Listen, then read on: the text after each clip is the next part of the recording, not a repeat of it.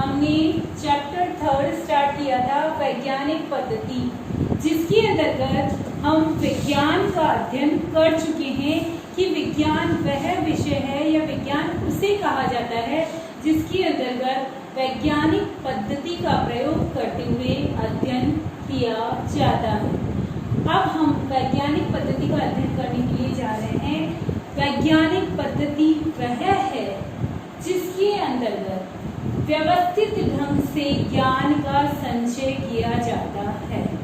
यहाँ व्यवस्थित ढंग से अभिप्राय यह है कि यदि किसी अध्ययन पद्धति के अंतर्गत निरीक्षण, परीक्षण, तथ्यों का संकलन, वर्गीकरण, सामान्यीकरण करते हुए अंत में प्रतिवेदन या रिपोर्ट प्रस्तुत की जाती है तो वो अध्ययन वैज्ञानिक पद्धति के अंतर्गत आता है। अर्थात यदि किसी समस्या या विषय का अध्ययन अनुसंधान करता तटस्थ रहकर करता है तो वह वैज्ञानिक पद्धति कहलाती है। तटस्थता से अर्थ मैंने आप लोगों को बताया था कि तटस्थता को हम वस्तुनिष्ठता या वैश्विकता के नाम से भी पुकारते हैं। यदि अनुसंधानकर्ता या अध्ययनकर्ता तटस्थ रहकर यानी वस्तुनिष्ठ रहकर यथार्थता का अध्ययन करते हैं तो वह वैज्ञानिक पद्धति के अंतर्गत आता है। लुंडबर्ग ने वैज्ञानिक पद्धति की कुछ विशेषताओं का उल्लेख किया है। सबसे पहली विशेषता जो आती है वो आती है कि ज्ञान का आधार वैज्ञानिक पद्धति है। अर्थात वैज्ञानिक पद्धति के अंतर्गत विभिन्न स्रोतों, प्रविधियों का प्रयोग करते हुए अध्ययन किया जाता है। जैसा कि मैंने आपको अनुसंधान के अंतर्गत भी बताया था कि प्राथमिक एवं द्वितीयक तथ्यों का संकलन करते हुए प्रश्नावली, अनुसूची एवं साक्षात्कार का उपयोग करते हुए अध्ययन किया जाता है तो वह अध्ययन वस्तुनिष्ठता की श्रेणी के अंतर्गत आता है। अवलोकन द्वारा संकलन, किसी भी वैज्ञानिक पद्धति का प्रयोग यदि किया जा रहा है तो उसके अंतर्गत अवलोकन का प्रयोग किया जाता है। अवलोकन अर्थात उद्देश्यपूर्ण अध्ययन। अनुसंधानकर्ता यदि क्षेत्र के अंतर्गत जाता है तो वह क्षेत्र में तथ्यों का संकलन अवलोकन करके करता है।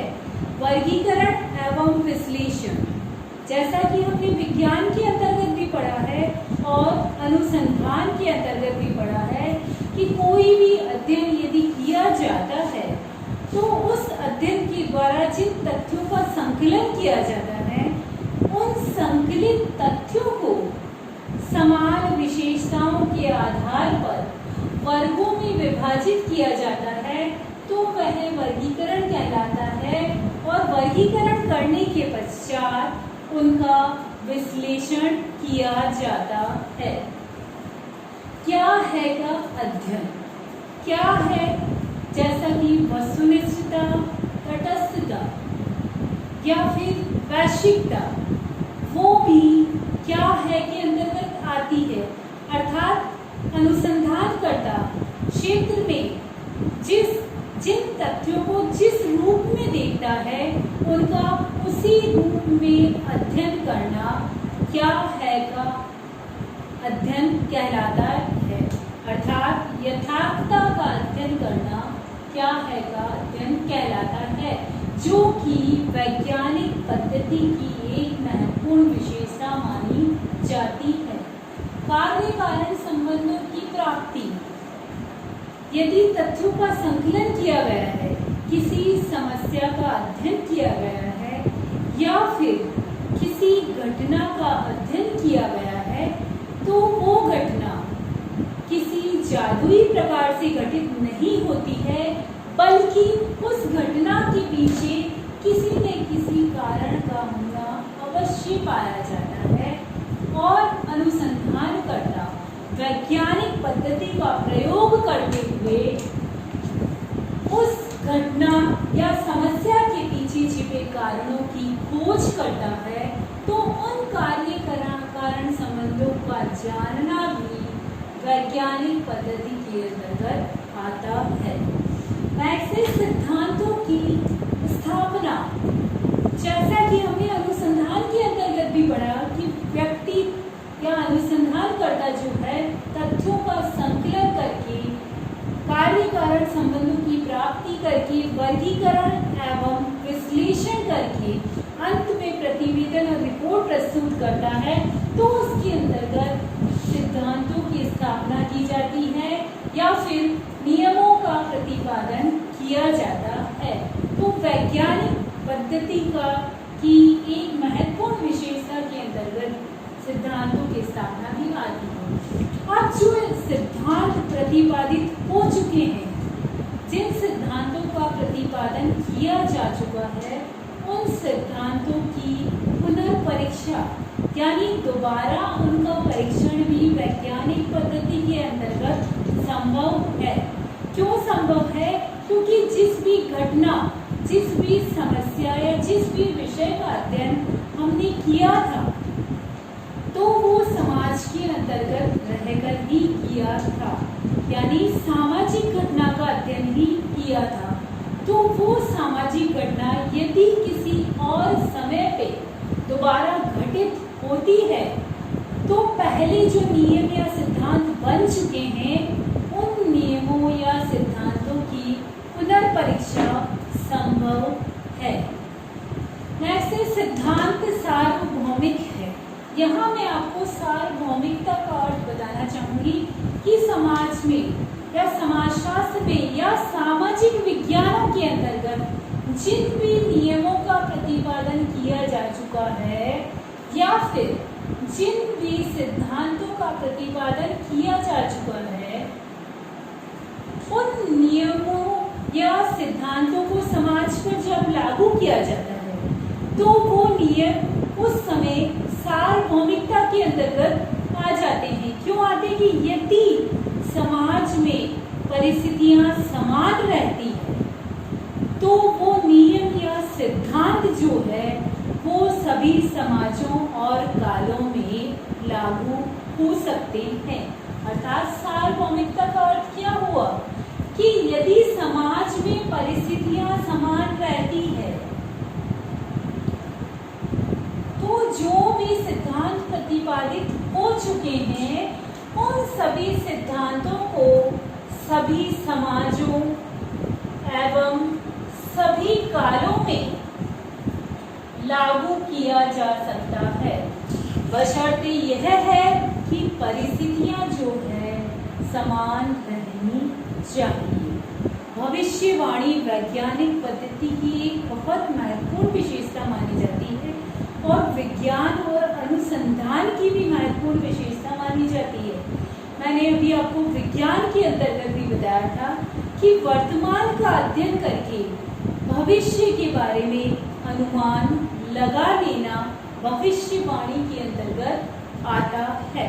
जैसा कि हम मौसम विज्ञान के अंतर्गत भी देखते हैं कि वर्तमान के मौसम का अध्ययन करके कल क्या होने वाला है इत्यादि के बारे में जैसी भविष्यवाणी की जा सकती है, वैसा ही यदि समाजशास्त्र के अंतर्गत वैज्ञानिक पद्धति के द्वारा अध्ययन किया जाता है, तो भविष्यवाणी विज्ञान या समाजशास्त्र के अंतर्गत भी संभव है कि वर्तमान में एकल परिवार पाए जाते हैं और आने वाले समय में हम ये देखते हैं कि भविष्य में किस प्रकार के परिवारों की आवश्यकता होगी।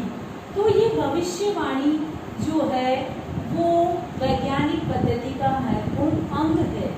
वस्तुनिष्ठता, जैसा कि मैं आपसे बार बार बता चुकी हूँ, अभी ऊपर भी हमने अध्ययन किया था, क्या है का अध्ययन या तटस्थ रहकर अध्ययन, यानी तटस्थता के साथ अध्ययन करना, वस्तुनिष्ठ रहकर अध्ययन करना, या फिर जिन तथ्यों का अध्ययन किया जा रहा है उन तथ्यों का यथार्थ रूप में अध्ययन करना वस्तुनिष्ठता या तटस्थता कहलाता है।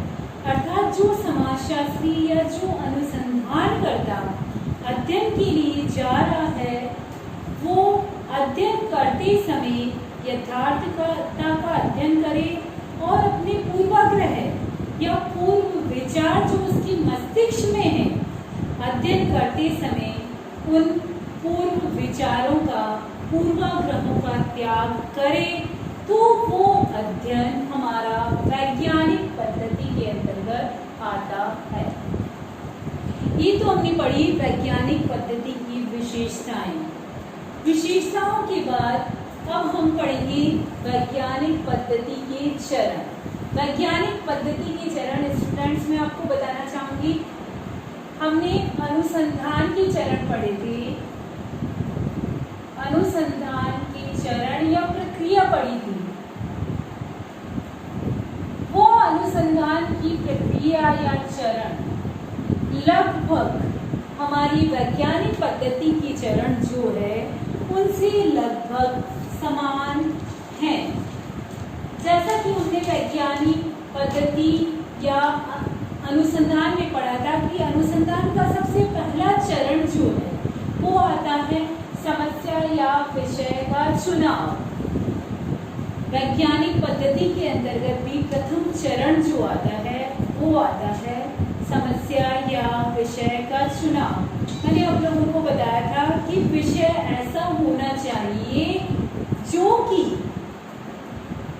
समाज में महत्वपूर्ण स्थान रखता हो, यानी उस समस्या का चुनाव अध्ययन के लिए अनुसंधानकर्ता को करना चाहिए जो कि समाज में महत्व रखता हो और साथ ही साथ उससे संबंधित तथ्यों का अध्ययन जो है, तथ्यों का संकलन जो है वो आसानी से हो सके। दूसरा जो आता है वो आता है उद्देश्यों का निर्धारण। उद्देश्य जो है सामान्य और विशिष्ट दोनों प्रकार के होते हैं। इन सामान्य और विशिष्ट दोनों प्रकार के उद्देश्यों का निर्धारण करके ही वैज्ञानिक पद्धति के दूसरे चरण को संपन्न किया जाता है। तीसरा चरण जो आता है जैसा कि अनुसंधान के अंतर्गत था प्राकल्पना का निर्माण। मैंने आपको बताया था कि प्राकल्पना जो है अनुसंधानकर्ता को एक दिशा प्रदान करती है कि हमें अनुसंधान के अंतर्गत किस दिशा में आगे की ओर बढ़ना है, ये बताने का कार्य जो है हमेशा प्राकल्पना करती है। प्राकल्पना अर्थात कल्पना करना। अनुसंधान के पश्चात जो निष्कर्ष आने वाला है, जो परिणाम आने वाला है, उस परिणाम के बारे में पहले से ही कल्पना कर लेना प्राकल्पना के अंतर्गत आता है। अध्ययन क्षेत्र एवं इकाई का निर्धारण करते समय मैंने आपको बताया था कि अध्ययन क्षेत्र न तो ज़्यादा बड़ा होना चाहिए। क्योंकि यदि अध्ययन क्षेत्र ज़्यादा बड़ा होगा तो अनुसंधानकर्ता को अध्ययन के लिए बहुत अधिक समय लग जाएगा। इसीलिए अध्ययन क्षेत्र ज़्यादा बड़ा नहीं होना चाहिए और न ही अध्ययन क्षेत्र ज़्यादा छोटा होना चाहिए। यदि अध्ययन क्षेत्र ज़्यादा छोटा होगा तो हमारा जो अध्ययन होगा वो प्रतिनिधित्वपूर्ण नहीं होगा, अर्थात हमारे जो निष्कर्ष निकाले जाएंगे वो निष्कर्ष जो है वस्तुनिष्ठ नहीं होंगे। इसीलिए समस्या का चुनाव करने के पश्चात जो अध्ययन क्षेत्र का निर्धारण किया जाता है वो अध्ययन क्षेत्र जो है उसकी सीमा जो है वो भौगोलिक या जनसंख्यात्मक इत्यादि के आधार पर निर्धारित कर देनी चाहिए। साथ ही साथ इकाई का निर्धारण भी अध्ययन क्षेत्र के अंतर्गत किया जाना चाहिए और उस इकाई का या उस इकाई को परिभाषित करना जो है उसके अंतर्गत अत्यंत आवश्यक होता है। नेक्स्ट जो हमारा चरण आता है अध्ययन पद्धतियों एवं उपकरणों का चुनाव। स्टूडेंट, जैसा कि हम पढ़ चुके हैं, अनुसंधान की प्रक्रिया के अंतर्गत भी मैंने आपको बताया था कि अनुसंधान के अंतर्गत भी पद्धतियों एवं उपकरणों का चुनाव किया जाता है। प्रश्नावली, अनुसूची, साक्षात्कार, अवलोकन इत्यादि पद्धतियों एवं उपकरणों का चुनाव करके उनके द्वारा जो अध्ययन किया जाता है वह अध्ययन हमारा वैज्ञानिक पद्धति के अंतर्गत आता है।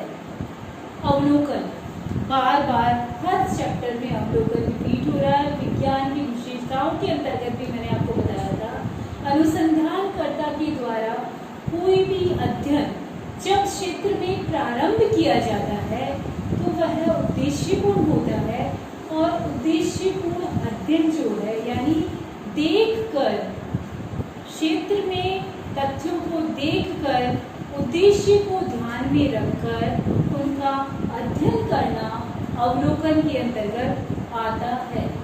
नेक्स्ट चरण जो आता है वर्गीकरण, विश्लेषण एवं व्याख्या। बार बार बताती रही हूँ जैसे कि मैं वर्गीकरण, समान विशेषताओं के आधार पर विभिन्न तथ्यों को विभिन्न वर्गों में विभाजित करना और उन्हें एक सारणी के रूप में रखना, साथ ही साथ जो तथ्य संकलित हो चुके हैं उनकी व्याख्या करना भी वैज्ञानिक पद्धति के अंतर्गत ही आता है। सामान्यीकरण, तथ्यों या निष्कर्षों का प्रतिपादन, जो तथ्य या सिद्धांत या नियम उनका प्रतिपादन करने के लिए सामान्यीकरण जो है वो वैज्ञानिक पद्धति के अंतर्गत एक महत्वपूर्ण चरण के रूप में आता है। जांच एवं पुनर्परीक्षण, जो भी तथ्य एकत्रित किए जा चुके हैं वो उन तथ्यों की जांच करना, उनकी पुनर्परीक्षा करना भी वैज्ञानिक पद्धति का एक महत्वपूर्ण चरण माना जाता है। भविष्यवाणी, वर्तमान के आधार पर भविष्य कैसा होगा या वर्तमान तथ्य जो एकत्रित किए गए हैं उनके आधार पर भविष्य में किस प्रकार की स्थिति उत्पन्न होगी, वो भी वैज्ञानिक पद्धति का महत्वपूर्ण चरण माना जाता है। इस प्रकार जब किसी विषय की अध्ययन वस्तु वैज्ञानिक पद्धति को काम में लेते हुए प्राप्त की जाती है तो वह विषय विज्ञान कहलाता है, और विज्ञान के अंतर्गत वैज्ञानिक पद्धति का प्रयोग करते हुए अध्ययन किया जाता है।